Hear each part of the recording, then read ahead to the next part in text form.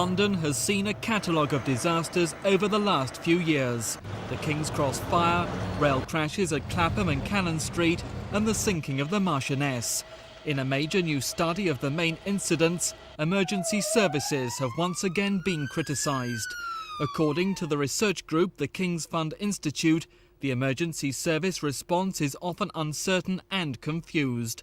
It says hospitals send too many medical teams to incidents who would be more effective staying in casualty units.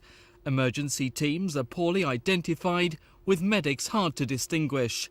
Department of Health guidance is described as inadequate. The report says better planning and improved use of staff is a priority, with an advanced and comprehensive paramedic-based ambulance fleet. People who work and respond to these incidents say it's very important that everybody knows who's who, because obviously it's a very hectic environment, and if you need certain sort of help quickly, you want to know who to go to. The ambulance service say the report is out of date and they have made dramatic improvements. Staff are now highly visible. This is one of a new fleet of command vehicles. Managers point to last week's rail crash at London Bridge, where the response has been described as excellent. I think that the report speaks of the National Health Service response generally, rather than just the London Ambulance Service.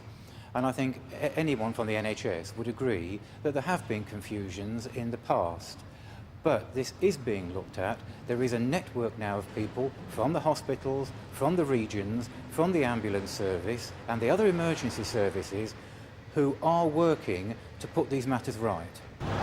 Tonight, the government disagreed with the report's findings. I think that the coordination is good. I believe that the NHS responds magnificently to such situations. So, in general, I don't accept the thrust of the report, but we will, of course, look at it carefully to see if there are any lessons to be learned.